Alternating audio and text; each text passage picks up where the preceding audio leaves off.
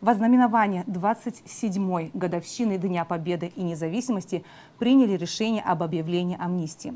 Данное решение активно обсуждается обществом. Огромное количество комментариев в социальных сетях, утверждающих, что депутаты приняли решение выпустить на волю преступников. Представители власти, в числе которых генеральный прокурор, министр внутренних дел, осудили принятое решение народными избранниками. Если постановление вступит в силу, осужденные на длительный срок заключенные могут в короткое время оказаться на свободе. Наш корреспондент Алика Трапш в своем специальном репортаже постаралась отразить мнение руководителей силовых структур, ветеранских организаций и депутатов. На первом заседании осенней сессии парламента депутаты рассмотрели и приняли большинством голосов два постановления об амнистии и о перечне лиц, которые под нее попадают.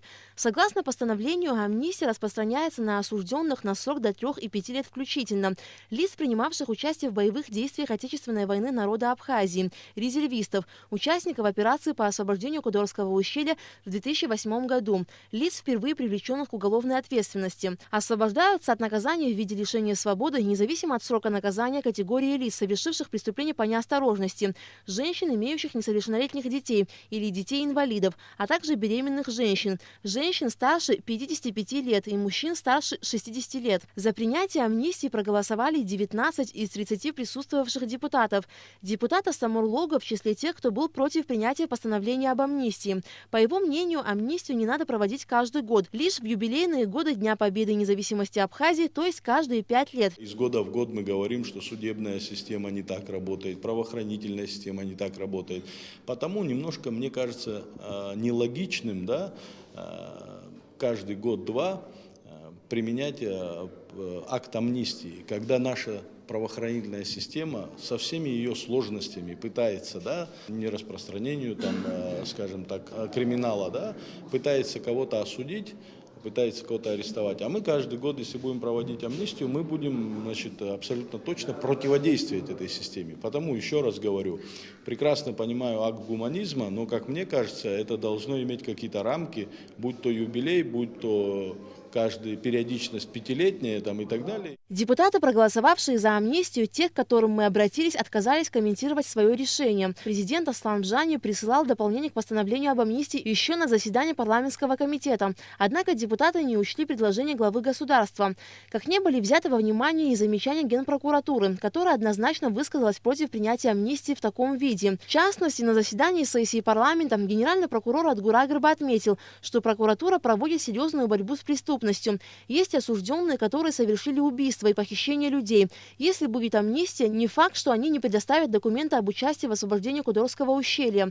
Свою позицию генпрокурор Адгур Агрба вновь высказал нам в интервью по телефону, так как находится на самоизоляции. Амнистия по сложившейся практике, как известно, должна быть приурочена к юбилейной дате. В этом году 27 лет она не является юбилейной датой, поэтому мы были против такого принятия данной амнистии. Еще это вызвано тем, что в этом году очень много разговоров у нас в обществе после того, как сменилось руководство правоохранительной структуры, всей системы в МВД, в прокуратуре очень много разговоров было по поводу того, что необходимо усиливать борьбу с преступностью.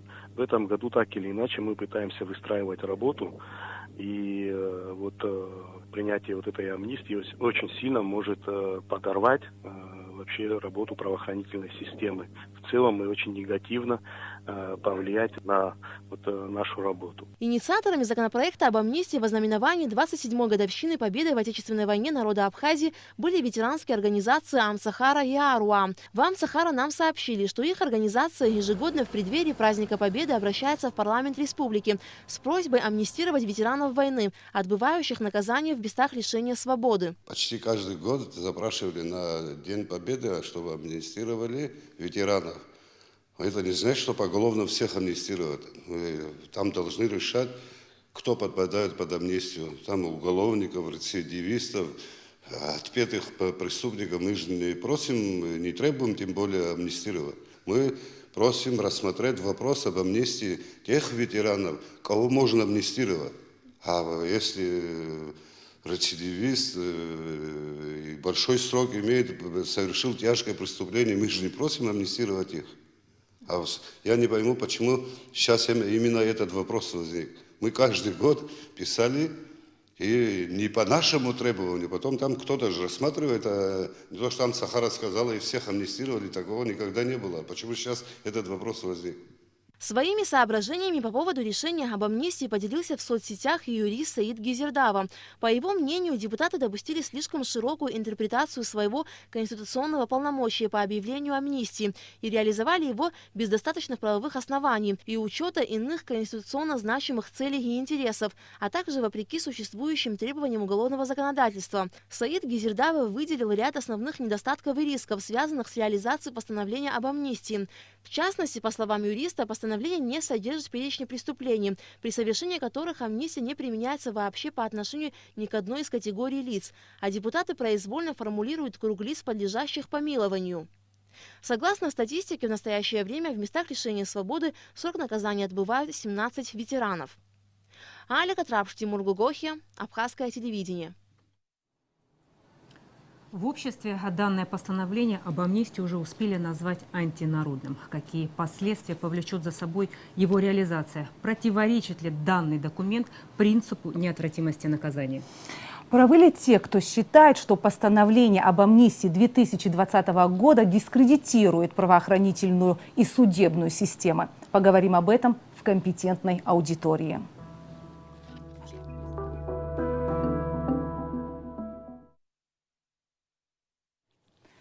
Гости нашей студии сегодня в обсуждении данной темы участвуют. Даур Федорович Амичба, начальник судебного управления Генеральной прокуратуры. Беслан Русланович Чкадуа, заместитель министра внутренних дел. Андрей Львович Барцыц, министр юстиции. Батал Эдуардович Айба, депутат парламента нашей страны. Асида Георгиевна Шакрыл, уполномоченный по правам человека Республики Абхазия. За этой кафедрой сегодня у нас должен был присутствовать еще один гость, но за полчаса до эфира мы узнали о том, что он не примет участие в нашей беседе. Гостем должен был стать Валерий Владимирович Агарба, депутат парламента, председатель комитета по правовой политике. Но хочу еще Он добавить. же инициатор данного акта постановления об амнистии. Сегодня, когда наши коллеги готовили материал, который вы сегодня уже посмотрели, к сожалению, случился такой казус, что большинство депутатов отказались комментировать данную ситуацию. С чем это связано, мы, к сожалению, не можем сказать. Я считаю, что это несерьезное отношение к своим избирателям и несерьезное отношение к государственной телекомпании. Более того, нам пытались сорвать эфир, вернее, рекомендовали не проводить этот эфир, называя, что мы можем столкнуть президента с парламентариями. Зачем мусолите эту тему? Уже приняли, и все, надо ставить точку. Мы пытались объяснить, что общество требует, в социальных сетях много обсуждают тему амнистии. Социальные сети называли помойками, и тем не менее мы решили провести этот эфир. С сожалением, что у нас нет оппонирующей стороны, но разберемся. Дьявол кроется в деталях. Что в этом постановлении не так? И сожалею, что сейчас нет Валерия Агарба, потому как я хотела процитировать его. Мотивация данного постановления. Цитирую. Неофициальной, но практически одной из главных целей объявления амнистии является решение проблемы переполненности мест лишения свободы и следственных изоляторов, а также условия содержания осужденных и подследственных. В настоящее время это характерно для Абхазии, сказал депутат, представляя акт об амнистии. И у меня вопрос к заместителю министра внутренних дел Беслану Руслановичу. Какая ситуация в СИЗО? Сколько человек в Деранде? На самом деле на сегодняшний день содержится там 310 человек. Возможности СИЗО позволяют еще для отбытия наказания принимать там более 100-150 человек. То есть до 500 человек СИЗО готово принимать. Да, это будет трудно, будет чуть сопряжено с неудобствами. Условия там и так не самые лучшие, но при этом количество как бы нам сегодня не самое критическое. Бывало, сидели люди там и по 500, и по 600 человек, такое тоже было послевоенные годы. То есть сегодня говорить о том, что основная мотивация – это нехватка мест в СИЗО, наверное, это не совсем будет верно. Может быть, есть другие какие-то части, которые не озвучиваются или будет в процессе там, видно реализации этого постановления. Понятно, что, наверное, намерения благие, понятно, что это акт гуманизма, но при этом за этим постановлением тоже могут последовать не самые лучшие последствия. Какие последствия могут последовать? Одно из последствий, значит, мы считаем, что неотвратимость наказания – это главный принцип работы правоохранительной системы. Люди должны понимать, что за совершенное деяние, проступок, они должны понести соответствующее наказание, ну, заслуженное, в рамках действующего законодательства. Сегодня, когда есть возможность с учетом этого постановления освободиться, ну, если взять попунктно, да, посмотреть, ну, вот здесь есть пункты, где освобождаются от наказания в виде лишения свободы все лица, осужденные на срок до 3 лет включительно. То есть вот все, независимо от того, от пола, национальности и так далее, все, кто за срок до 3 лет осуждены, они должны освободиться в соответствии с этим постановлением. То есть это тоже немалая часть граждан. Мы сейчас ведем списки, подсчитываем, сколько будет при реализации этого постановления, сколько будет это в количественном выражении. Но уже у нас цифра вырисовывается серьезная, потому что здесь есть другие пункты, такие как освободить от наказания условно осужденных и осужденным, которым для дня вступления в силу настоящего постановления неотбытая часть наказания заменена на более мягким видом наказания. То есть только категории. Это данные предварительные, хочу сказать, потому что еще нам много работы надо привести, надо посмотреть и поднять все дела, изучить этот весь вопрос очень тщательно. Предварительно по этой части, да, 4-й, подлежит освобождению 220 человек. Но это условно осужденные, да, я хочу оговориться, это не те, кто находится в местах лишения свободы. И плюс мы можем потом постатейно пройтись, и предварительные данные могу озвучить. Ну, в общем, получается немалая цифра. Это при том, что здесь есть такие пункты. Мы вообще надо понимать, что МВД не против амнистии в целом. То есть амнистия – это акт гуманизма, мы с ним полностью согласны. Тем более касается, когда наших ветеранов, заслуженных людей, уважаемых людей. Мы только за. Но чтобы это было в разумных пределах, по разумным статьям. К сожалению, сегодня есть такой нюанс, что наши ветераны, которые находятся в местах лишения свободы, они зачастую, как правило, да, они сидят по тяжким и особо тяжким статьям, такие как убийство, грабежи, разбой. И в отношении них здесь применена мера как сокращение неотбытой части наполовину. То есть, чтобы вы понимали, если за убийство там 10-12 лет, да, у него колонии строгого режима, я сейчас без личности просто оговариваю общее понимание, 12 лет, если из 12 лет с учетом этой амнистии, ну, предположим, он не сидел, да, хотя там бывает, люди уже имеют срок свой, отбывают, там кому-то осталось 10 лет сидеть, кому-то меньше.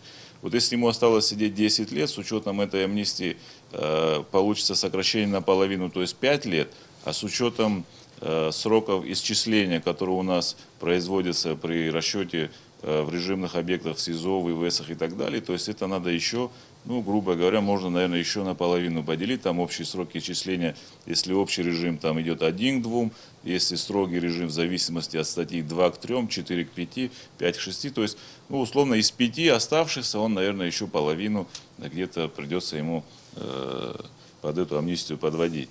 Ну, с учетом сроков исчисления. Потом никто не говорит о том, что есть такой момент условно-досрочного освобождения. То есть с этой половины неотбытой части, сократив половину, ну это я говорю, здесь этого не прописано, это как бы мысли наши опасения, что такое может быть. С этой половины он может потом претендовать на условно-досрочное освобождение. То есть таким образом, ну из 10 лет можно, отсидев там 3-4 максимум Большая года. часть вашей работы на смарку? Ну вот это все и вызывает опасения, когда мы говорили о неотвратимости наказания, о дискредитации правоохранительной системы и государства в целом. Мы вот это все имели в виду в комплексе. Понятно, что у депутатов, Вы наверное, есть... принимали участие в разработке, вы предлагали какие-нибудь, свое видение вообще? Есть какие-то пункты, которые вот необходимо просто исключить? сожалению, мы приступили к обсуждению этого постановления уже на последней стадии, на заседании комитета. После заседания уже была сессия. То есть какие-то части, конечно, наши были услышаны и внесены в перечень запретных статей, но много чего не вошло. Мы были, кстати, и против сокращения наполовину, в том числе получается, что неважно, по какой статье человек сидит, да, тяжкие, особо тяжкие, выше мы запрещаем применение амнистии по более мягким статьям средней тяжести, а по тяжким статьям, получается, половина срока сокращается. То есть это тоже такой момент очень тонкий. Здесь вопрос гуманности, но он же еще должен иметь какую-то есть другая сторона, еще моральная. Как быть с потерпевшими, да, лицами, с их семьями, с их детьми и так далее. То есть здесь, помогая одним, мы, может быть, где-то какую-то волну негодования и провоцирования в отношении между гражданами, как бы не хотелось об этом говорить и думать, но это как бы подразумевает, да, если посадили за убийство кого-то, а члены семьи понимают, что через 3 года он вышел, наверное, принцип неотвратимости наказания и вообще уверенность в том, что государство защищает нас и стоит на страже порядка, чуть-чуть начинает подшатываться. Поэтому здесь у нас много вопросов. Я не буду, наверное, все пока озвучивать, потихонечку мы в процессе обсуждения. У нас еще есть ряд поправок, которые мы хотели. Мы ряд статей предложили, но, значит, они не были внесены. Не были внесены такие статьи, как, допустим, изготовление, сбыт поддельных ценных бумаг, контрабанда. Есть части, да, у каждой статьи есть несколько частей. Вот, допустим, 155-я кража с незнакомым проникновением в жилище. Там 4-я часть указана, а 3-я часть, которая тоже одна из распространенных, она не указана. То есть это тоже мы просили об этом. В какой-то части у нас услышали, да, но в какой-то части осталось все без изменений. Также и вопрос статья по мошенничеству. Одна часть есть, еще 2, которые мы просили учесть, их тоже не учли. Одна из распространенных статей, 228 часть 2, незаконное культивирование запрещенных возделанных растений. То есть это содержащих наркотические вещества, совершенные группой лиц по предварительному сговору, организованной группой и в крупном размере. То есть это одна из таких популярных статей, по которой наши граждане находятся в местах лишения свободы. Мы просили ее включить в перечень, но ее тоже нет. Еще есть ряд статей, я сейчас не буду утомлять, говорить, да, называть их. Нет, мы к вам дадим еще слово, Беслан Русланович, вернемся к этой теме. Я просто хотела еще услышать мнение прокуратуры. Прокуратура выступает против этого акта постановления об амнистии. Как сказал юрист Саид Гизердава, по сравнению со всеми предшествовавшими аналогичными актами, это постановление беспрецедентное и необоснованно либеральное. Вот чем отличается от предыдущих актов постановления об амнистии от 2020 года? Действительно, мы так же, как и МВД, подключились к обсуждению законопроекта на стадии уже завершающей комитета. Мы разделили свое заключение на 2 части. Мы изучили, хотелось бы объяснить, что это был проект еще до этого проекта, был еще один проект, который не включал наши замечания, и он был гораздо либеральнее, чем то, что сейчас приняли. Там распространялось на больших категорий, на гораздо больших людей и на большие преступления распространялась данная амнистия. Мы, помимо того, что мы были категорически против принятия данной амнистии, в связи с тем, что она не юбилейная и применялась ровно 2 года тому назад, в тот период, тоже в 2018 году, были много лиц, практически все лица, которые находились на условном сроке, были освобождены. Они при этом, хотелось бы объяснить, что они автоматически становятся несудимыми. И при новом привлечении мы не можем учитывать их предыдущие совершения преступления. Они идут как с чистого листа. Но в отличие от прошлой амнистии, вот отвечу на ваш вопрос, у меня есть оба законопроекта, их можно сравнить. При прошлой амнистии учитывалось то, что лицо ранее судимое, то есть рецидивист, к нему не применялась амнистия. Также в отношении лиц, к которым ранее применялись амнистия, она также, то есть если ранее по предыдущему преступлению применялось, оно нет. Из этого законопроекта был убрано понятие рецидива, и закон позволяет, вот то, что говорил замминистра, о том, что лица, совершившие преступление до 3 лет, даже если они ранее отбывали наказание, даже если они являлись рецидивистами, на них все равно это будет амнистия распространяться. В предыдущей амнистии такого не было. Также предыдущая амнистия давала перечень лиц, кому она применялась. Вот сейчас идет полемика в части того, что инвалиды первой и второй группы, больные туберкулезом, онкологическими заболеваниями освобождаются вне зависимости от срока, вне зависимости от того, что они совершили, как на предварительном следствии, так и на судебном. Эта глава имела в какой-то части, но она распространялась в прошлой амнистии только на преступления до 5 лет. То есть там ограничивалось 5-летним небольшой тяжестью, и как бы даже если эти люди освобождались, это не настолько было пагубно для общества, потому что это преступление средней тяжести, мелкие кражи, небольшое количество хранения наркотиков, и никак оно не пугало население, его применение. В этой амнистии данный пункт перекочевал в третью часть, и он распространяется абсолютно на все преступления. Вне зависимости от того, что тебе грозит, вне зависимости от того, что ты преступник. Единственным ограничением, тормозом, является то, что ранее к этому человеку применялась амнистия. Это единственный сдерживающий пункт, которым мы можем четко отказать человеку, если человек ранее применялась к нему амнистия. В этой амнистии 2018 года, если применялась, 2020 года на него не распространяется. И особое внимание мы обращали на 10-й пункт предыдущей амнистии и 10-й пункт этой амнистии. По 10-му пункту прошлой амнистии был определенный перечень статей, их около, наверное, 20-25, если боюсь соврать, в районе 20 статей, но эти статьи были особо тяжкими. Это были преступления, связанные с убийствами, с похищениями людей, с преступлением против государственной власти, преступления против личности. И вне зависимости от того, кто ты был, какие у тебя заслуги и кто бы ты ни был, на них эта амнистия не распространялась. Это был запретный список, который вне зависимости от того, кто ты, оно не применялось. К сожалению, в новой амнистии этого запретного списка нету. Есть определенный запретный список статей, но он не распространяется на ветеранов Отечественной войны, на участников резервистов Кудорских событий, на инвалидов первой и второй группы, на больных туберкулезом, на онкологических заболеваний, на инсульт. То есть список гораздо расширился. И более того, здесь в законе в 9 части говорится, то, что я сейчас перечислил, это 9 пункт статьи, он дублируется и в 3 пункте. То есть одновременно можно и сократить срок, одновременно надо прекращать дела. Поэтому мы говорили о конфликте этих статей и в заключении генерального прокурора на комиссии, и в заключении на самом парламенте. Мы говорили о конфликте статей, что в таком виде эту амнистию применять нельзя, потому что суды, адвокаты и родственники будут толковать это все в свою пользу. Амнистии кардинально различаются, хотя порядок применения одинаковый, но она позволяет применять ее гораздо большей категории граждан. И мы сегодня и на выходные делали примерную сверку, как и МВД. МВД делала по своей линии, мы делали по линии дел, которые находятся в прокуратуре. В прокуратуре, в отличие от МВД, у нас немножко более тяжкие дела, более сложные дела, более тяжкая категория. И, к сожалению, из того, что мы увидели, амнистия распространяется далеко не на лиц, которые совершили небольшие и средние тяжести. Даур Федорович, давайте все-таки детально разберем. Все-таки зрители, многие не знают вашу деятельность. В производстве прокуратуры есть несколько громких уголовных дел. Убийство, хищение, хранение. Мы видели схроны в столице, которые были найдены. Расскажите немножко детально все-таки об этих уголовных делах.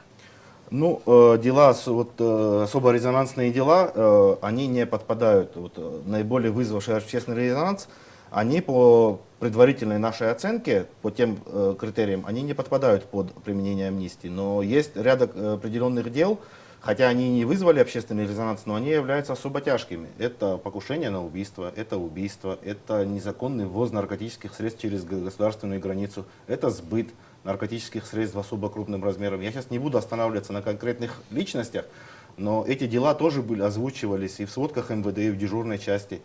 Те резонансные дела, которые вы говорите, они не подпадают, потому что там совершены особо тяжкие преступления. И пока у нас в распоряжении данных нету о том, что эти лица являются участниками Кудорских событий, являются ли инвалидами.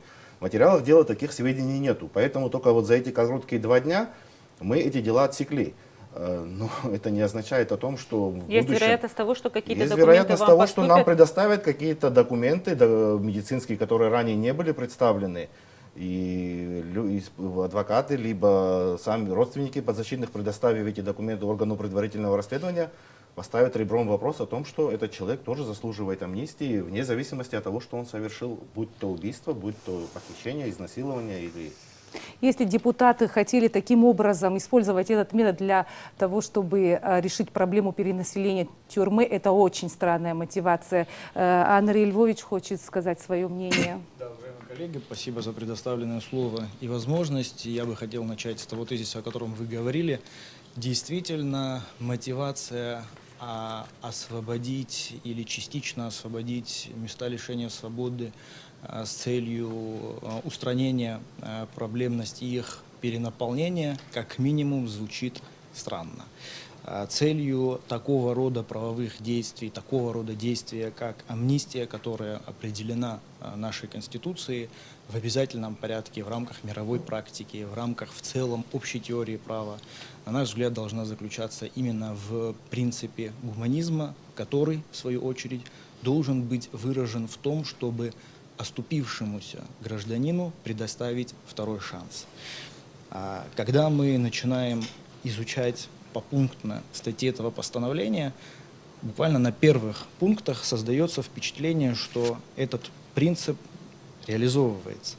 К примеру, пункт номер 1 и пункт номер 2, основными, если их взять, на первый взгляд кажутся самыми безобидными. Но я бы хотел показать вам, нашим гражданам в том числе, небольшую выдержку из Уголовного кодекса Республики Абхазия. Я коротко зачитаю. Пункт номер 1. Освободить от наказания всех лиц, осужденных на срок до 3 лет. Кажется, все логично, и никакой подоплеки за этим, скорее всего, быть не может. Пункт номер 2. Освободить от наказания осужденных на срок до 5 лет. Следующие лица. Ветераны войны 92-93 года, резервисты, участвовавшие в освобождении Кадорского ущелья, впервые привлеченные к уголовной ответственности и женщины. Сразу бросается в глаза, что между ветеранами, резервистами и женщинами вписалась категория «впервые привлеченные к уголовной ответственности». Оступившиеся, теперь пойдем конкретно по пунктам Уголовного кодекса, которые могут быть применены в рамках этой амнистии. Предположим, согласно этим пунктам могут быть отпущены люди, которые совершили преступление по 158 статье Уголовного кодекса Республики Абхазия «Грабеж». Пункт 1. Срок от 2 до 4 лет. Предположим, что суд вынес решение 3 года. Человек, совершивший грабеж, выйдет на свободу, если суд ему вменил 3 года. 217 статья. Незаконное приобретение, передача, сбыт, хранение, перевозка, ношение оружия. От 2 до 5 лет. Предположим, суд вынес решение 3 года. Человек автоматически выйдет на свободу. 223 статья Уголовного кодекса. Незаконное приобретение, хранение, перевозка, изготовление, переработка наркотических средств, психотропных веществ или аналогов. От года до 3 лет. Правильно ли я понимаю, уважаемые коллеги, что по этой статье выйдут все? 155 статья Уголовного кодекса. Кража. До 3 лет. По первой части лица, совершившие кражу, все выйдут на свободу. 281 статья.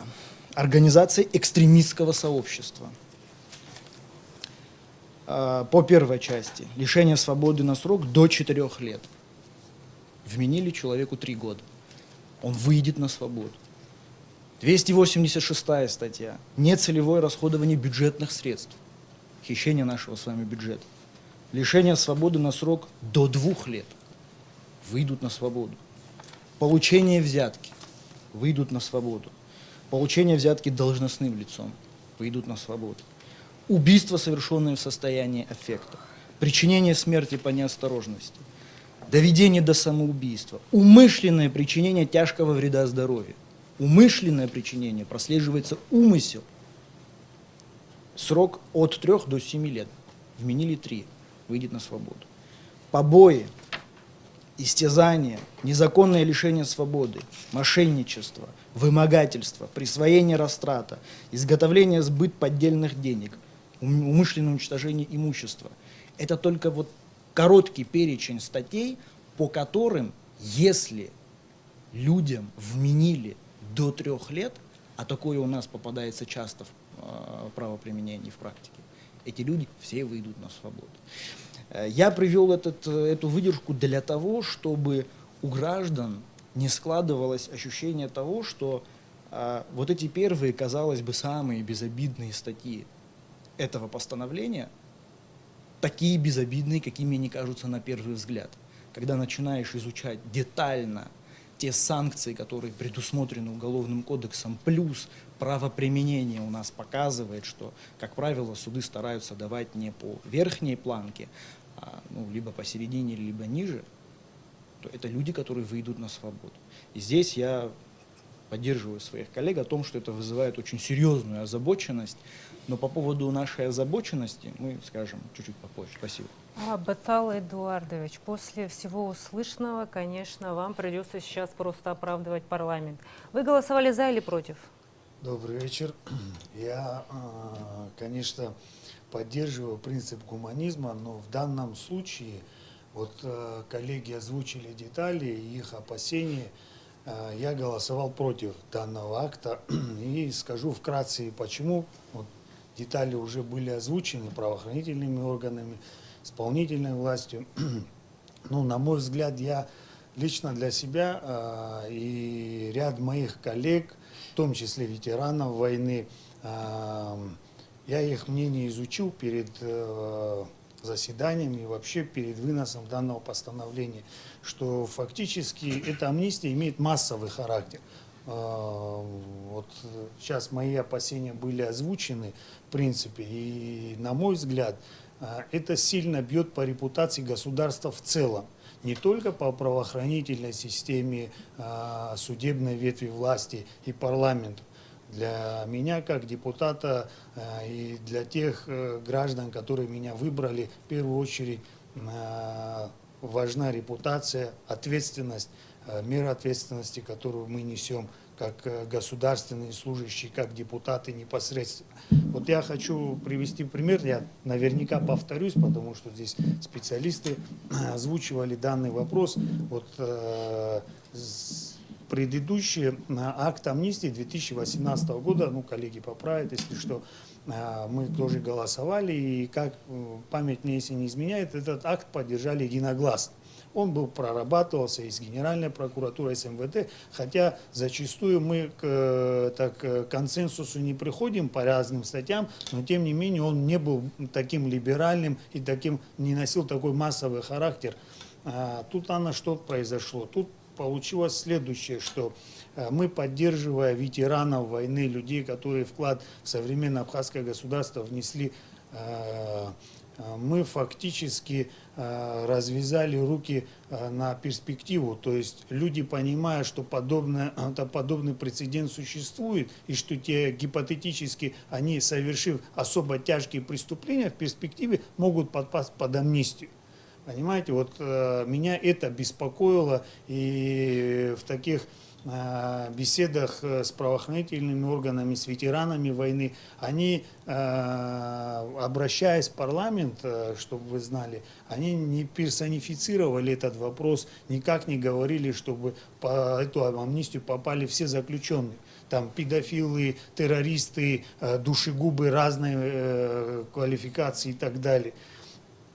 Люди сидят там по похищениям людей, по убийствам, по изнасилованию несовершеннолетних, понимаете? А по данной амнистии они фактически половина своего срока скостят. То есть здесь возникает вопрос, это гуманизм или нет? Или это халатность, или это какой-то иной интерес? Мало того, я не могу не сказать, это мнение моих коллег-ветеранов, вы знаете, у нас и люди есть, которые в 17 лет воевали, и они являются и моими коллегами, и те люди, которые проголосовали против, высказали свое мнение на заседании парламента. Не получилось у меня озвучить. Вот Батал Тапагу Астамур Логу, ну, те мнения которых вы знаете, я разделяю их мнение в данном случае, что списки ветеранов, они периодически то увеличиваются, то сокращаются. Участников кодорских событий, вот как сказал генеральный прокурор на заседании, предоставить справку, но есть опасения, что по этой статье данного акта, ну, будет больше людей, чем по факту было. То есть, рассуждая так, вот, исходя из нашей практики, я вот, если ошибаюсь, наверняка представители правоохранительной системы поправят меня. Также не касается этот акт амнистии, совершивший легкие преступления. Например, мы в данном случае, ну, парламент, я не снимаю с себя ответственности, но тем не менее я был против. Парламент уравнял преступления легкие и особо тяжкие с точки зрения гуманности. Вот, например, мальчишка, который там оступился, украл сумку или телефон, и человек, который, ну, я не хочу говорить, изнасиловал там или убил, задушил человека другого. В данном случае они не должны попадать в один акт. Мало того, вот, по моему мнению, все-таки нужно было предоставить первоначально список потенциально возможных людей, кто попадет в подобную амнистию, то есть количество ветеранов, точное количество ветеранов, чем они больны, то есть не ситуативно предоставить справки уже исходя из акта, а до этого подготовить, до вообще возникновения идей.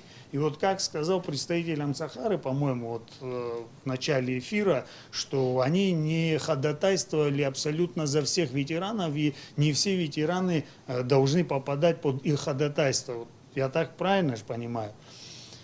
Исходя из вот вышесказанного, я считал, что обязан проголосовать против. То есть я разделяю мнение парламента, в целом я не могу оспорить. И, как вы знаете, по Конституции никакое право вето не распространяется на данный акт, и он вступает с момента его принятия и публикации в СМИ, насколько мне известно. Следовательно, Скажите, вот эти причины побудили меня проголосовать против. На сегодняшний день сама амнистия как-нибудь регулируется, или все-таки наши парламентарии могут через полгода взять и объявить амнистию снова? Как это сегодня? Вот? Вообще по действующему законодательству парламент не ограничен в производстве подобных актов, то есть ни сроком, ни количеством. Ну, это беда. Возможно, но это как и глава исполнительной власти, президент наделен по Конституции правом помиловать, также парламент наделен правом, конституционным правом акт проявить гуманизма, как коллеги сказали. Да, это исключительное право ветвей власти. В данном случае о качестве этого акта уже, ну вот, мои коллеги высказались, вот в деталях у меня лично сложились опасения, и моя причинно-следственная связь моего голосования является именно такова. Я абсолютно поддерживаю, коллеги, и те репутационные риски, и те риски, которые в перспективе нас ждут, вот по словам коллег, граждан Абхазии, я их разделяю, эти опасения. Вот моя мотивация такова. Я Знаете, просто... вот цели, может быть, благие, конечно, не может быть, а благой акт, он по сути должен был быть, да, получилось то, что получилось, это сейчас, наверное, не будем мы эту оценку давать, но в принципе, если было такое желание, и хотя и не круглая дата, и не юбилейная и так далее, ну, акт решили разработать и принять, то просто если бы мы начали по другому принципу работать, мы бы изначально, если бы согласованно имели мнение, если бы мы изначально сели с привлечением МВД, прокуратуры, так заинтересованных сторон и какую-то общую концепцию наметили, кому мы хотим помочь, какой категории граждан мы хотим помочь, там, оступившимся первый раз или только ветеранов будет касаться, тогда бы, наверное, такого резонанса, как сегодня, не было. Потому что получается, что нас там и в последнюю очередь привлекли к разработке этого документа, и потом все остальное, и реализацию всю возложили на нас. То есть нас, не спросив, сделали, издали документ, приняли постановление, а дальше надо с этим работать. А как с этим работать? Кому мы хотели помочь? Вообще к чему это было? То есть вот осталось много вопросов. Плюс сама юридическая часть тоже вызывает чуть не недоумений у нас, у всех. Поэтому, хотя, наверное, цели изначально, повторюсь, наверное, были благие, но получилось то, что получилось. Поэтому, если мы такие законодательные акты принимаем, наверное, если мы будем сообща подходить и вместе каждая служба, ведомство, выражая свою позицию по той или иной части, наверное, уже это было бы более правильным подходом. Вы же сейчас не оправдываете парламентариев, которые проголосовали за Мы такой не важный оправдываем документ. Как никого. Я можно хочу было сказать- не подготовиться? Как Я хочу сказать о нельзя том, было что вести консультации? Я об этом Да. хочу сказать с Ну, вами. на самом деле нас это вот тоже беспокоит момент, потому что осталось много нерешенных вопросов. На бумаге они изложены, как реализовывать, а потом как реализовывать-то мы тоже решим эту задачу и проблему, но какая категория людей попадет, какой будет шлейф от этого постановления, как это воспримется в обществе, мы же еще не все обсудили, еще есть ряд вопросов, которые, и тоже негативных, кстати, вопросов, которые вытекают из этого постановления. Поэтому, Какие это ряд вопросов? допустим, вот мы говорили много, да, там, кто подпадает, какая категория и так далее. Вот, допустим, резервисты, участники операции по освобождению Кодорского ущелья. Кстати, у меня по этой теме тоже есть вопрос. Почему именно Кодорское ущелье? У нас же есть участники гальских событий, шестидневной войны. Почему именно Кодорское ущелье? Вопрос к разработчикам. То есть нам непонятно. Здесь еще до этого была одна категория, которую мы настаивали, чтобы убрали, это военнослужащие. То есть, по сути, военнослужащие тоже находились в этой категории. Поподробнее просто скажите. Это Тогда- получается, любой мужчина, имеющий военный билет, попадает под эту категорию. Ну, в том Попадал числе, или бы, если он по-моему, там они участвовал в убрали этот каких-либо пункт. событиях, да, какой-то период времени, то он, как бы, статус военнослужащего на него распространяется. Этот пункт убрали? Этот пункт убрали, да. Но остался пункт вот по освобождению Кодорского ущелья. Мы никак не ставим под сомнение и то не умиляем достоинств людей, которые принимали там участие, но это, наверное, все-таки мы все знаем людей, которые числились в списках, но фактически там вообще даже и не находились, и близко их там не было. Такое тоже имеет место. И сегодня, сейчас не хочу бросать тень там на какие-то ведомства, но если появятся справки о том, что он участник Кодорских событий, то как минимум он, если до 5 лет, он освобождается полностью, а если тяжкие, особо тяжкие статьи, то ему срок сокращается наполовину. То есть участник Кодорских событий приравнивается к участнику Отечественной войны. То есть, здесь же тоже какая-то градация есть. Потом по спискам, опять же, да, все мы понимаем, что сегодня списки участников войны, и сколько их стало там, уже по 20 тысяч, да, а по факту, наверное, ветераны знают, сколько человек воевало на самом деле. Поэтому здесь тоже есть вопрос, как бы мы здесь тоже какую-то не попали в неловкую ситуацию. Далее, понятно, здесь есть инвалиды первой и второй группы, больные туберкулезом. Здесь чуть проще отслеживать. Мы знаем больных туберкулезом, потому что мы занимаемся их обследованием, возим их в медицинские учреждения, то есть они у нас все на учете. Ну а как быть вот появился пункт больные с последствиями перенесенного инсульта средней или тяжелой степени тяжести. Вот кто-нибудь может определить, какая степень тяжести у него была после инсульта? Когда он его перенес? Вообще было ли это, не было ли это? То есть в этой части мы будем настаивать на том, чтобы коллегиально принималось решение создать комиссию некую, куда будут входить представители разных ведомств, служб, чтобы это было объективно, чтобы это было правильно, чтобы не было на усмотрение там одного врача или одного там другого заинтересованного человека. Пускай общество видит и понимает, кто подпадает, кто пришел. Я считаю, что эта комиссия должна быть открытая, прозрачная. Пусть все будет наяву, и всем будет понятно, что происходит, кто какие справки выдает, кто кому в чем способствует и какие последствия от этого всего могут быть. Я хочу предоставить слово Асиде Георгиевне. Скажите, пожалуйста, вот все-таки вы человек, борющийся за права каждого гражданина. Но здесь двоякая ситуация. Как теперь защищать интересы тех, кто пострадал, а тех, кто должен сегодня выйти на свободу?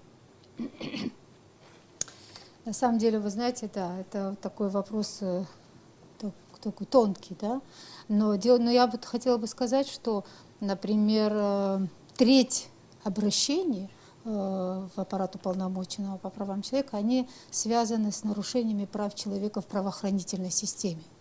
То есть это говорит о том, что мы очень серьезно занимаемся нарушениями прав человека в заключенных, взятых там под стражу и так далее. И в этом смысле мы стараемся, чтобы особенно процессуальные права не были нарушены, потому что чаще всего вот там адвокатов не допускают или еще что-то. Но мы с этим, у нас очень много дел.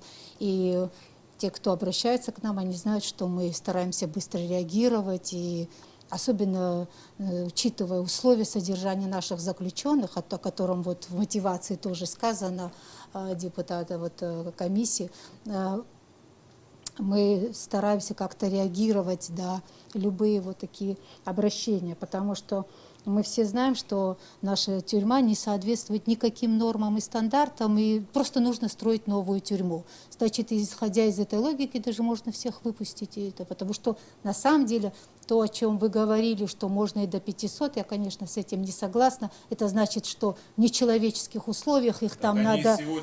Они сегодня, да, но когда мы говорим о том, что можно и увеличить и до 500, то есть мы абсолютно подвергаем этих людей таким пыткам и содержим людей в таких нечеловеческих условиях. Там Давайте на самом мы будем деле, уходить от темы. я об амнистия этом, это тема. обязательно, это к этой теме, потому что аргументация под необходимость этой амнистии, она была подведена именно вот под то, что мы знаем, что условия содержания ужасные. Да? Значит, Вы надо же найти сами другое зачитали решение, их. нежели выпустить Вы сами преступников. зачитали. Вот да. я и говорю, что этот аргумент очень такой вот, да, он, да, имеет под собой основание, что люди в таких условиях живут, но тут вопрос в другом.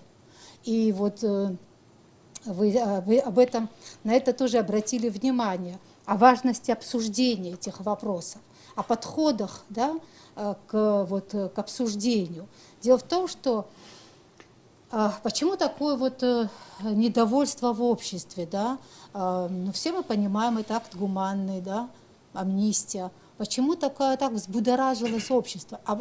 Все потому, ну, мы же знаем, наше же общество не кровожадное, не потому что мы такие кровожадные, мы против амнистии, а все потому, что мы говорим о соразмерности любых, да, принятых решений. Вот, и в мотивации,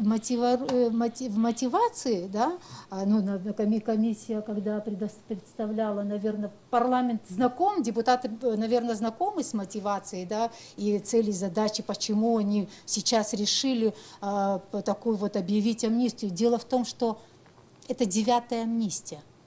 С 95-го года, да, первая амнистия была в 95-м году. То есть вот за 27 лет у нас 9, да, объявлено 9 раз амнистия.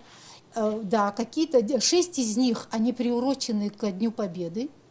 3 из них между вот этими, да, с датами осуществлены, да, ну что-то к Дню Отечественной, большой, 41-45 года. Это 10 лет назад. Но если вот так взять как-то вот суммарно, то получается, что каждые 3 года, да, ну вот 3 года, вот амнистия, то есть за 27 лет 9 амнистий, вот представляете, вот 3 года получается. То есть это вот, ну, возникают вопросы.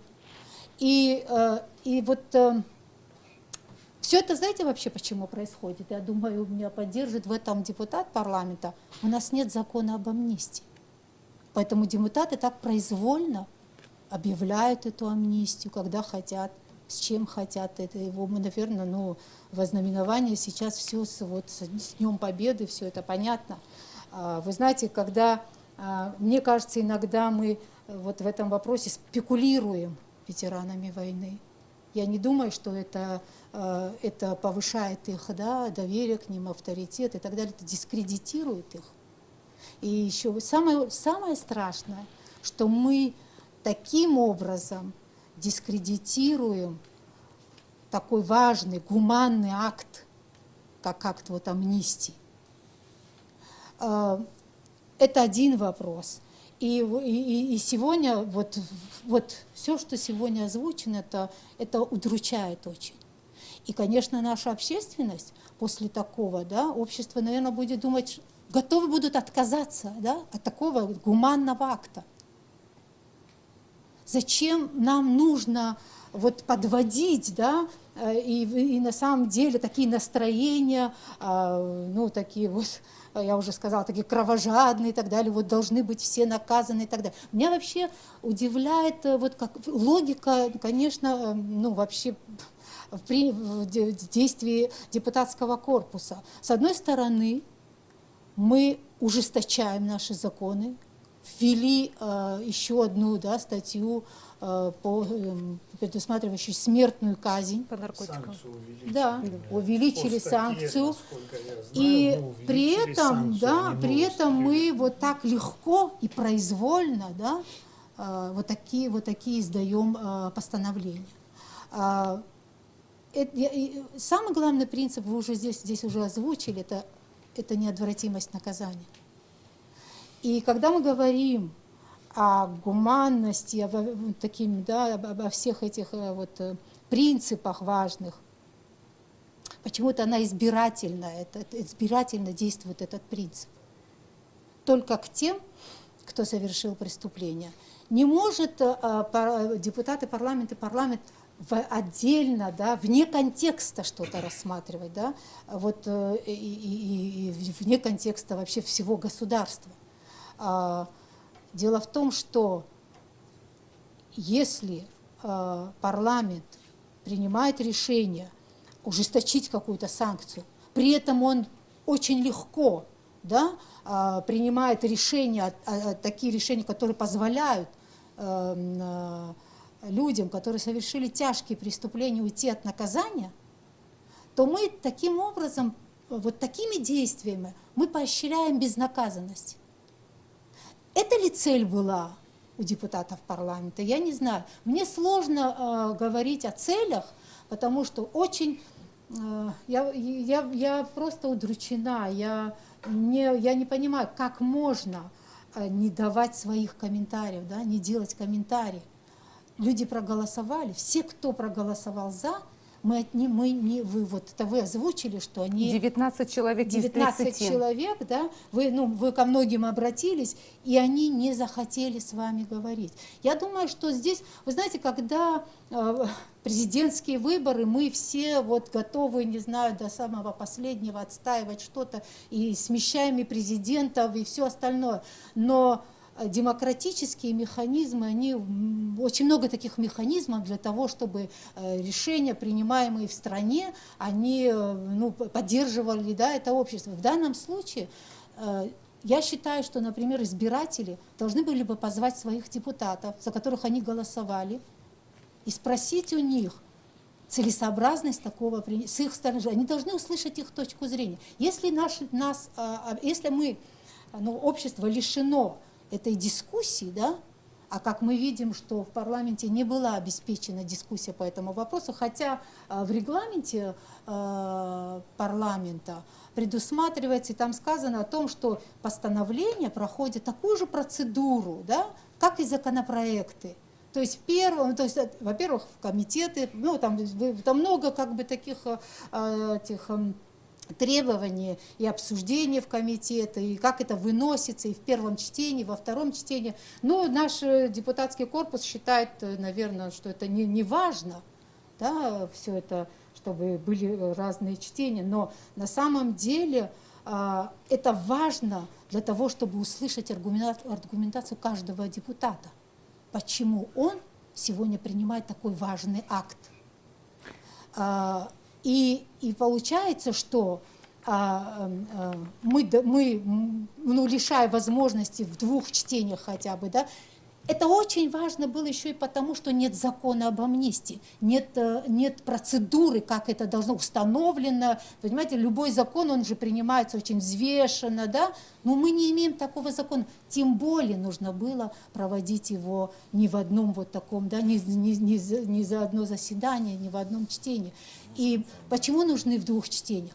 Потому что люди, которые, может, не так вникли в этот вопрос, после первого чтения, может, задумались бы над какими-то... Те аргументы, которые были высказаны сегодня, они бы тоже все там услышали, может, они по-другому бы проголосовали. То есть они лишены были этой возможности. Или иначе, я так думаю, что депутатам не нужна была никакая иная аргументация.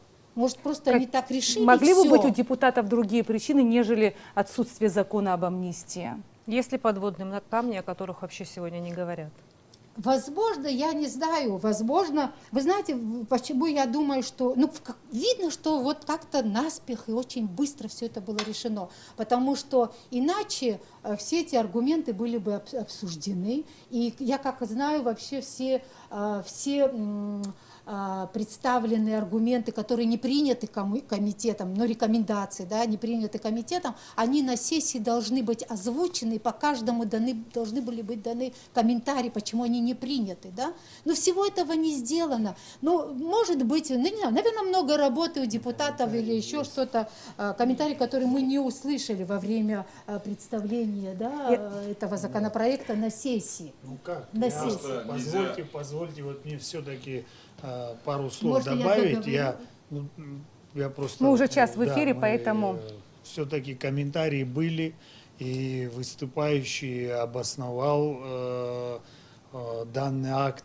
Другой вопрос, что я вот хочу напомнить, почему вот общество вызывает такое. Я хочу напомнить вот нашу недавнешнюю историю государства. Это акт о помиловании господина некого Лукава, если вы помните. По Конституции Конституционный суд ответил на обращение парламента, что президент имел право данного преступника, террориста Лукава помиловать.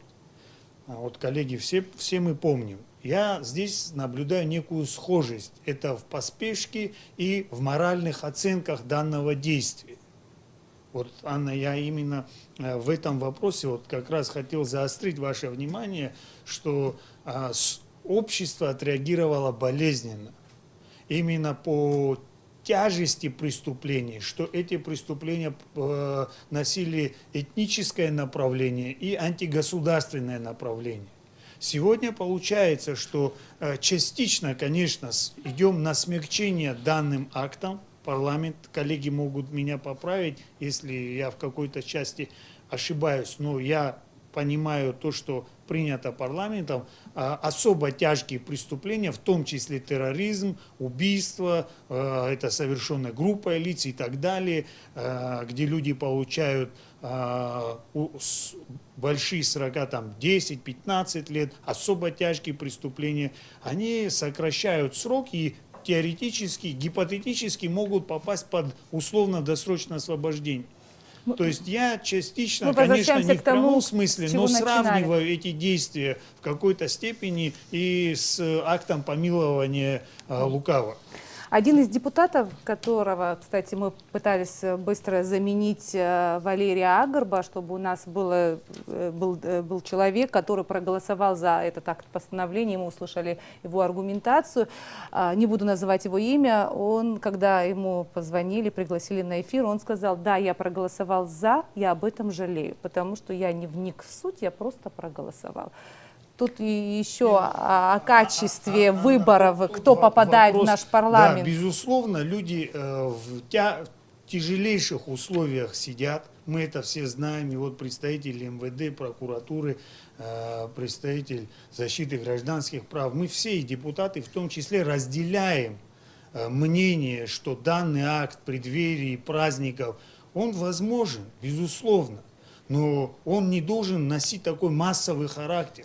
Особенно касаться... Там на самом деле же вопрос не только о заключенных идет речь. Их-то может быть и не так там по дела, списку, которые как вы сказали. Да. Наверное, сейчас вопрос Генеральной прокуратуре. Да. И все-таки сколько сейчас примерно в производстве у вас находится уголовных дел, и какое количество из них попадает все-таки под амнистию? Ну, если говорить только о следствии прокуратуры и делах, которые находятся в суде, это дела и МВД, и прокуратуры, то по линии следствия практически более 80 дел, находящихся в производстве, они попадают в той или иной части под амнистию. Это либо полное прекращение дела, либо сокращение срока. Что касается от 12 до 15 дел, это то, что мы посчитали. А дела, находящиеся в суде, это порядка от 45 до 50 уголовных дел, которые будут 100% применены амнистией. Это минимальное число, потому что мы предполагаем, что Например, вот по суду города Сухум у нас сейчас в производстве в районе 19 уголовных дел. 9 из них 100% попадают под амнистию. Это лица будут освобождены, это за незаконное хранение оружия, за незаконное хранение наркотических средств, кражи в небольшом размере. Но есть такое понятие, здесь говорится во втором пункте говорится о 5 годах. Но здесь не говорится о том, что это 5 лет, это небольшой средней тяжести. 5 лет могут дать и по тяжкому, и по особо тяжкому преступлению. У нас по незаконному посеву, где статья от 10 до 12, дали штраф человеку. И согласно амнистии он не будет его платить. Штраф не маленький, 450 тысяч рублей. То есть здесь говорится о не категориях, а о том, что суд, имея инструменты в виде 57 статьи, 59 статьи, это смягчающие исключительные обстоятельства, может назначить человеку срок и подвести его под данную категорию. То есть если статья от 5 до 8, суд может дать спокойно 5 лет, не применяя никакие смягчающие исключительные обстоятельства. Даст минимальное наказание, человек признал вину, возместил вред, ранее не судим. Вполне достойно минимального наказания. Но есть такая категория, где от 6 до 8 лет. Опять-таки, суд может провести дело в особом порядке, нижний предел при этом упадет до 5 лет, и, соответственно, суд не может дать свыше 5 лет. Также могут суды найти могут исключительные обстоятельства. Это активное способствование расследованию преступления, когда преступник, будучи задержанным, активно способствует расследованию, показывает там, места закладок, показывает места, где он спрятал похищенное. И закон позволяет в отношении них применять наказание ниже установленных предметов дела в установленной санкцией статей. И опять-таки эти лица, осужденные за тяжкие преступления и не находящиеся в запретном списке главы 8, пункта 8, могут попасть под нишу 5 лет. И, соответственно, это еще как минимум половина уголовных дел, которых мы говорим, что сегодня не применяется амнистия, они могут попасть под амнистию. Адвокаты и родственники могут принести дополнительные справки, которые должны будут учитываться судом. Здесь идет, не говорим мы еще о приговорах, которые не вступили в законную силу. Есть у нас и будут еще до, я не знаю, когда амнистия вступит в силу, каждый день суды выносят приговоры, будь то в общем порядке, будь то в особом порядке, есть приговоры. На их вступление идет 20 календарных дней. Соответственно, у нас большое количество дел, которые не вступили в силу. И согласно пункту амнистии, даже обжаловав этот приговор, не согласившись с ним, сторона обвинения, она ничего не лишает права защиты обратиться и применить амнистию. Мы тут обжалуем приговор, не соглашаемся с ним, одновременно суд применяет к нему амнистию и тем самым блокирует нас возможности отменить этот приговор. Верховный суд, получив постановление об амнистии, посчитает нецелесообразным вообще пересматривать, так как человек уже амнистирован. Максимальное количество людей, которые могут попасть под амнистию? К сожалению, амнистия ограничена. Тут есть 8 пункт, о котором я говорю. Он запрещает применение амнистии в целом. Если вы не являетесь участником войны, кудорских событий и не больной. То есть все лица, которые судятся, кого мы судим, и не подпадают под перечень, вышеуказанный перечень, в отношении них амнистия не будет применяться. То есть это такие дела, как мошенничество, такие дела, как убийство, такие дела, как хищение в особо крупном размере. Опять-таки, если это лица здоровые, если это лица молодые, не участники войны, на них эта амнистия распространяться не будет. Но амнистия... У меня еще конкретный вопрос по поводу схрона оружия, который был найден в Новом районе. Привлеченные за это лица подпадают под амнистию? Ну, делом занимается МВД, насколько я знаю. Там статья 217, часть 1. Вне зависимости от размера обнаруженного оружия, боеприпасов. И эта статья предусматривает наказание от 2 до 5 лет. И, соответственно, она автоматически, если это ранее лицо не судимо, впервые привлеченное к уголовной ответственности. Тут тоже, кстати, интересный момент, вот на что обратил министр юстиции, впервые привлеченный к уголовной ответственности. Для обычного нормального человека, который это слышит, это понимается, что лицо в первый раз в биографии своей получает судимость. То есть первый раз попался с правоохранительным органом. Однако порядок применения амнистии, второе постановление, принятое парламентом, говорит о том, что при принятии амнистии не учитывается судимости за преступление, за которое человек не отбывал наказание. То есть если он ранее был судим за любое преступление умышленное и был осужден к штрафу условно, к исправительным работам, это не считается судимостью. То есть, опять-таки, и в новой амнистии убрали понятие рецидива. То есть, если лицо ранее был судим, сидел, отбывал наказание, и он совершает преступление до 3 лет, к нему применяется амнистия. Андрей Львович хочет высказаться, я так Можно понимаю, я и потом продолжение?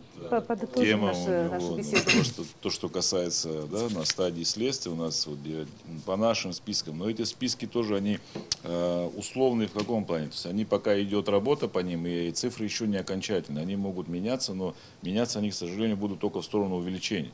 То есть будет число людей, количество людей, подпадающих под амнистию, будет увеличиваться. На сегодняшний день, в соответствии с пунктом 5 этого постановления, под амнистию попадают по уголовным делам, возбужденным следственными подразделениями МВД, только порядка 36 человек.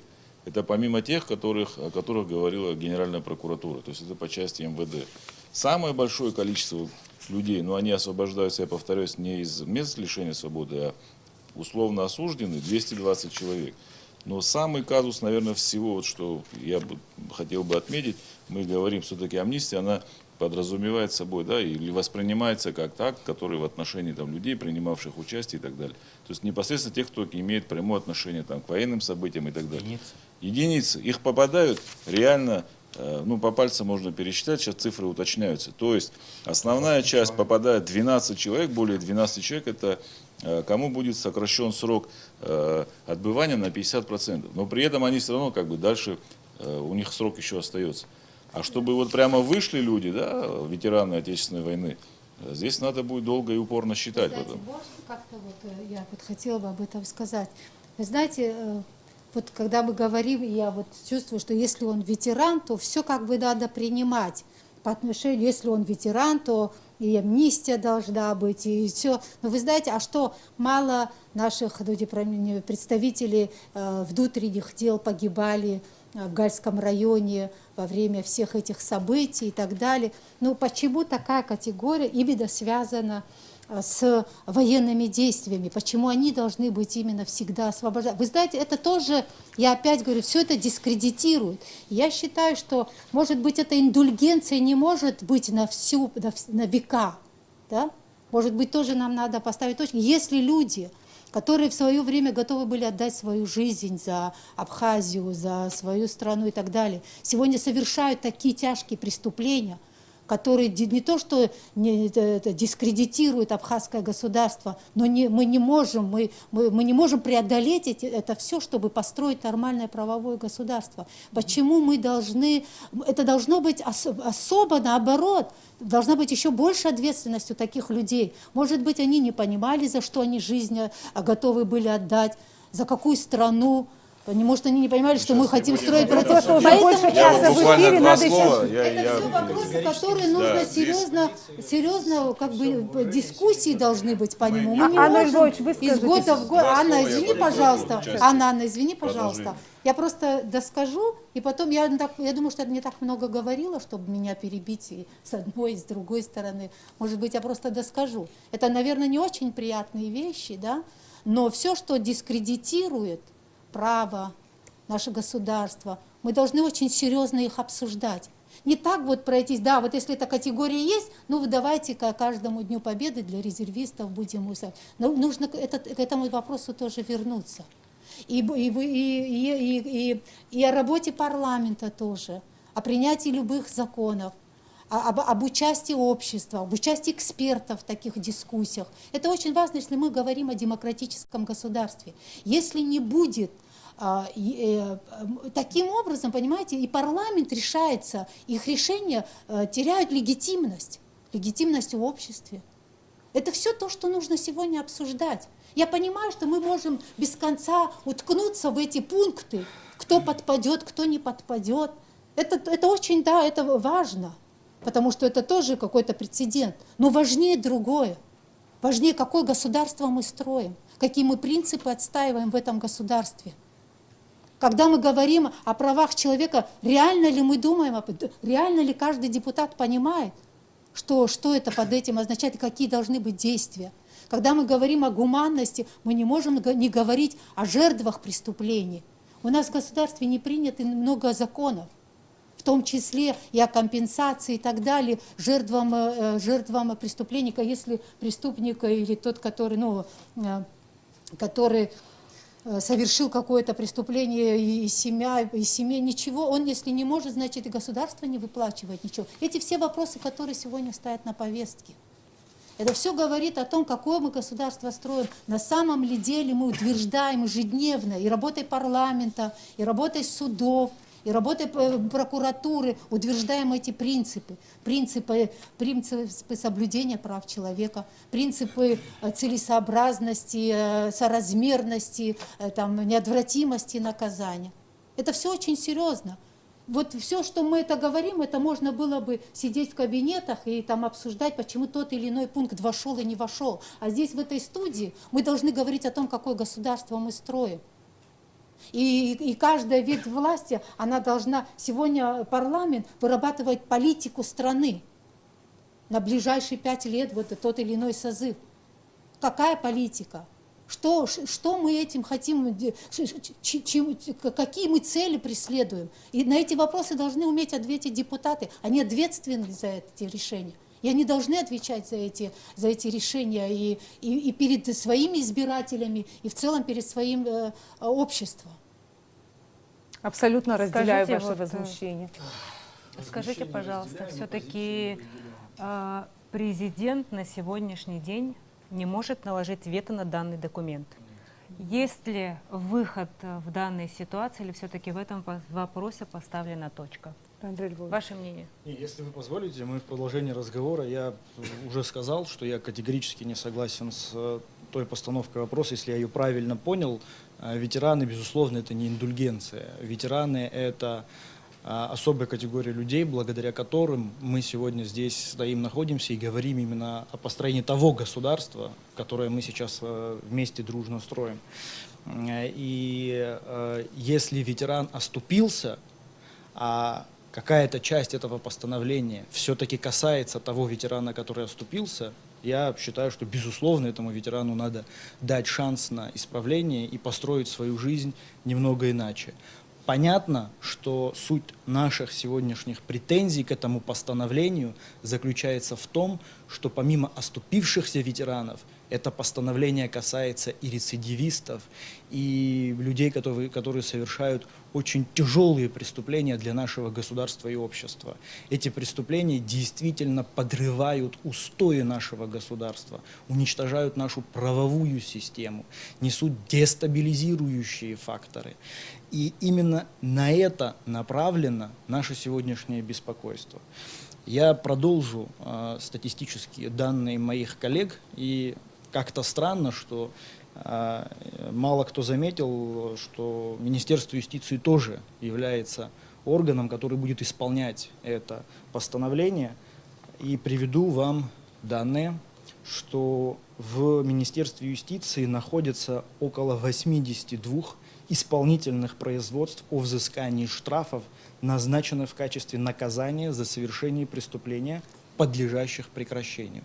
Фактически, как уже было сказано моими коллегами это категория людей, которым суд наложил ответственность в виде штрафа. Этот штраф с них будет снят, и лицо совершенно не понесло никакого юридического наказания. Вы затронули очень интересную тему, Анна. Когда говорили, я не стал перебивать общий тон дискуссии. Вы напоминали нашего коллегу, депутата, напомните мне, пожалуйста, Валерия Агрба. Мне в том числе приносили часть его интервью, в котором он говорил о том, что резервисты, участвовавшие в освобождении Кадорского ущелья, определены, понятны, текст сами прочитайте. Я попросил предоставить мне соответствующую аналитическую справку, она находится у меня в руках, довожу до вашего сведения, до сведения широкой общественности в качестве оппонирования, хоть и заочного, к сожалению. Это сведения из Министерства обороны Республики Абхазия, в которых содержатся ровно 2 очень важных тезиса. Первый тезис носит правовой характер, второй тезис носит практикоориентированный характер. С точки зрения первого тезиса правового характера, зачитываю, освободить от наказания в виде лишения свободы осужденных на срок до 5 лет лиц, принимавших участие в действиях, в боевых действиях Отечественной войны народа Абхазии 92-93 года. Пока на этом останавливаюсь. Подчеркиваю, принимавших участие в боевых действиях. Позиция Министерства обороны. Обращаем ваше внимание, что в действующем законодательстве Республики Абхазия не определена правовая норма категории лиц, участников боевых действий. Считаем, что включение понятия, определяющего данную категорию лиц, вызовет казус и разночтение, что является дискреционной нормой. То есть не представляется возможным определить круг лиц, принимавших участие в боевых действиях. Это первое. И второе. Мы несколько раз сегодня говорили о резервистах, участниках операции по освобождению Каховского ущелья, о чем говорил наш депутат-коллега. Министерство обороны Республики Абхазия в настоящее время проводит работу по уточнению категории граждан, участников операции по освобождению Кадурского ущелья в 2008 году, в соответствии с чем окончательно утвержденный список лиц отсутствует. Немедленно возникает вопрос, как только люди принесут какие-то справки, как мы будем осуществлять право применения. И последнее, что я хотел бы сказать, в рамках продолжения темы, поднятой моим коллегой. И здесь, Анна, вы задали действительно очень интересный вопрос. В чем может быть смысл, реальный смысл принятия этого постановления? Есть у меня определенное подозрение. Связано оно с тем, что по нашему глубокому убеждению вновь избранный президент Республики Абхазия Аслан Георгиевич Браня недвусмысленно дал понять о том, что генеральной линией сегодняшней власти является наведение правового порядка в нашей стране. Наши сотрудники правоохранительных органов каждый день, а то и через день, докладывают лично руководителю государства о существующих процессах уголовного характера. Вы прекрасно знаете и хорошо помните те события, которые предшествовали. Конкретно я говорю о резонансных убийствах и на берегу, и до этого. Очень важным аспектом для сегодняшнего главы государства, в моем представлении, является раскрытие подобного рода преступлений и в целом наведение правового порядка в Республике Абхазия. Это генеральная линия руководства. Принятие такого рода акта, на мой взгляд, может дискредитировать и подрывать эту генеральную линию руководства, потому что из-под рук сегодня следователей может утечь очень большое количество уголовных дел, в том числе в связи с тем, что по некоторым позициям, о которых говорили, инсульт, инфаркт, состояние здоровья, люди просто принесут справки. Как получаются справки в нашей республике, я судить не буду, пусть граждане знают, и вы прекрасно знаете. Но в то же время хочу сразу сказать о том, что у нас есть сведения, что некоторые адвокаты уже пустились в поиски соответствующих врачей, родных, близких, родственников, которые находятся в системе Министерства здравоохранения, для того, чтобы уже сегодня нечестным образом приобрести справку. Ни в коем случае не пытаюсь бросить тень на наших сотрудников Минздрава, но хотел бы предостеречь от этих действий, потому что последствия вам хорошо понятны. Спасибо. Какой выход из ситуации? Затем мы будем завершать наш прямой эфир. Какой выход из ситуации вы видите? Я, например, считаю, что во-первых, это нужно очень серьезно к этому подойти. Мы знаем, как мы часто мониторим суды и для того, чтобы способствовать справедливому судопроизводству, да, чтобы виновные понесли наказание, чтобы суд, жертвы всех этих преступлений как-то они почувствовали, что восторжествовала справедливость и так далее.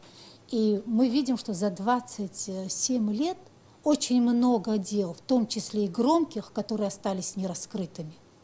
Если мы говорим о громких делах, их совсем мало, которые были раскрыты.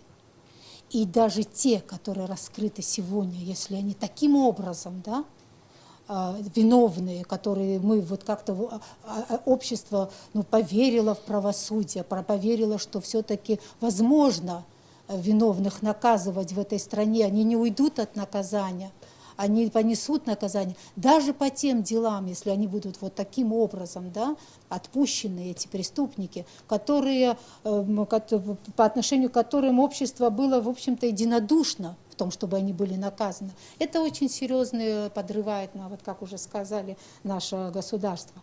Что я считаю, что и исполнительная власть, и президент, и депутаты парламента, они сами должны использовать все рычаги, правовые механизмы для того, чтобы это постановление было пересмотрено. Я уже говорила о каких-то процедурных нарушениях, в том числе и регламента, относительно противоречий и недоработок в законодательстве, без учета вот этой вот, да, недоработанных законов и вообще отсутствия каких-то важных, да, составляющих в этих, то это тоже подвергается, да, сомнению, что в таком виде он может быть принят. Если мы уже сегодня говорим, что есть проблемы в реализации этой амнистии, значит, надо вернуться к этому вопросу. И мы не можем принимать, и это же не что-то, это же не священная, да, такая вещь, постановление, которое нельзя пересмотреть, с учетом всего, что сегодня и вообще в обществе обсуждается. Тем более с учетом важных вот пробелов в законодательстве, пробелов в том, что они указывают пункты статьи, которые не раскрыты. Я считаю, что это серьезное основание для того, чтобы пересмотреть это постановление. А как к этому подойти, я думаю, что юристы лучше это знают, и депутаты тоже. Только коротко. Да, я совсем коротко. К большому сожалению, мы мониторили вопрос возможности пересмотра положений.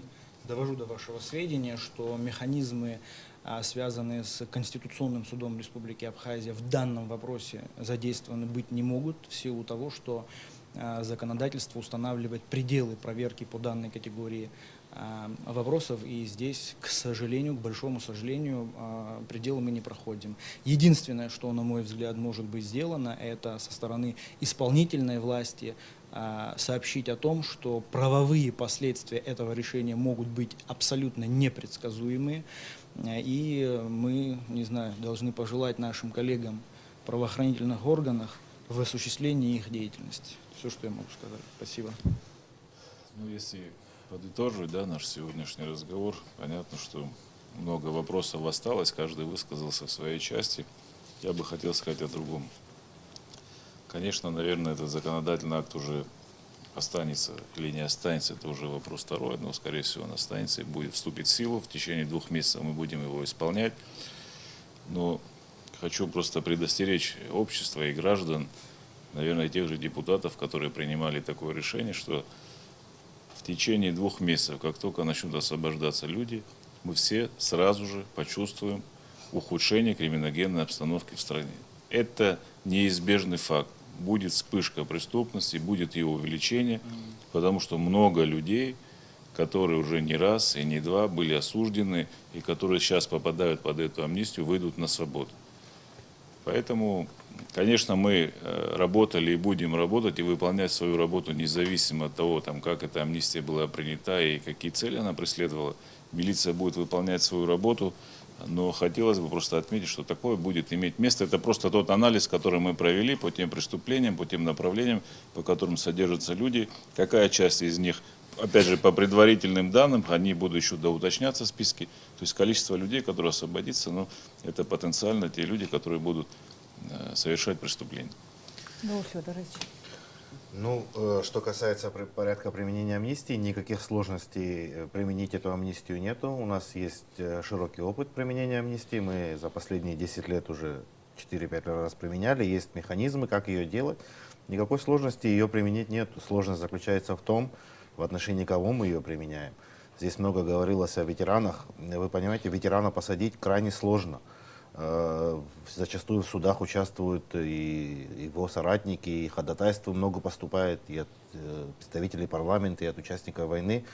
Ветерана, если посадили ветерана, эти ветераны те списки, о которых мы говорим, 15-17 человек, осуждены за особо тяжкие преступления, такие как убийство, похищение людей, изнасилование несовершеннолетних и многие тяжкие преступления, которые и все эти 9 амнистий их обходили.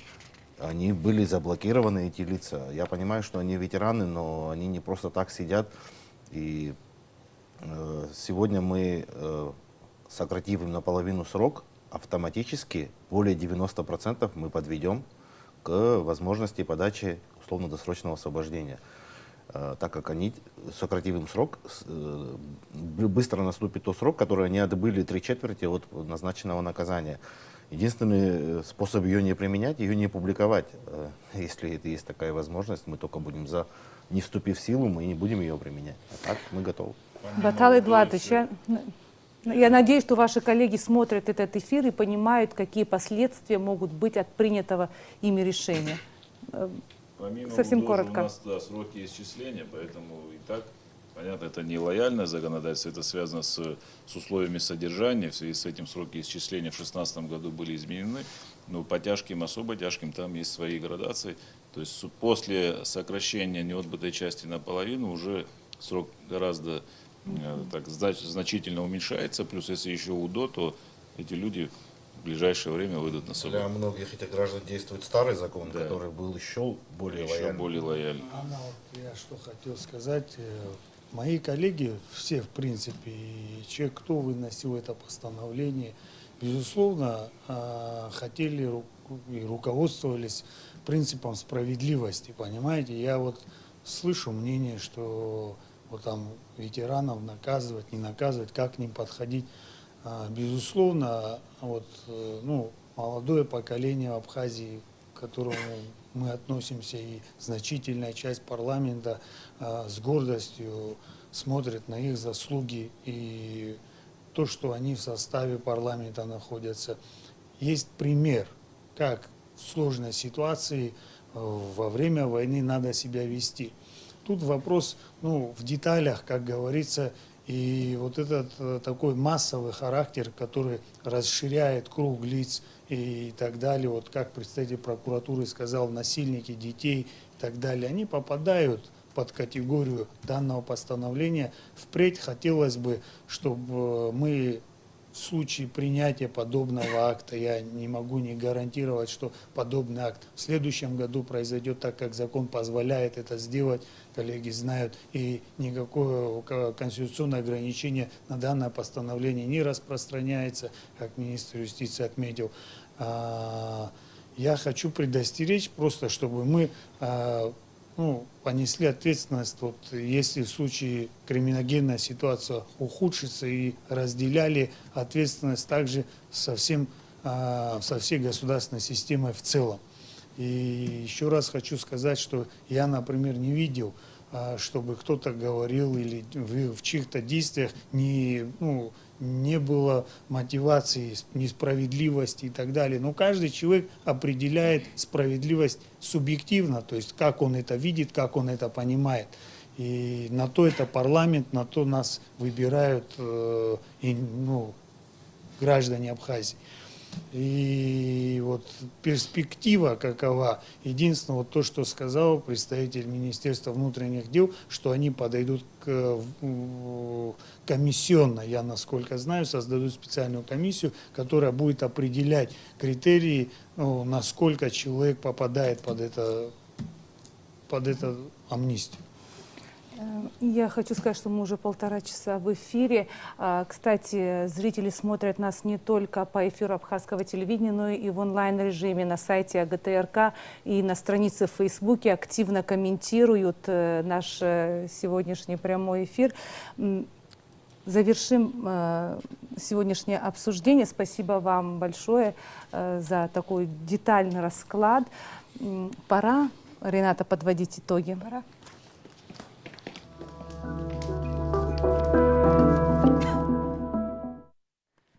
Понятие амнистия происходит от греческого забвения или прощения. В этом и должна быть суть акта амнистии. Мы столкнулись с забвением или прощением. Стоило ли нам тогда возмущаться?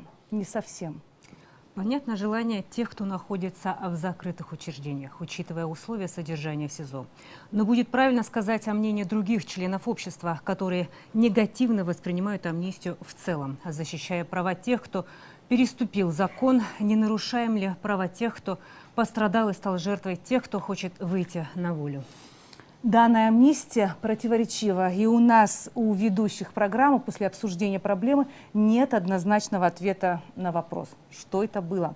То ли наш парламент самый гуманный в мире, то ли он заточен на неизвестных нам собственных интересах. До свидания.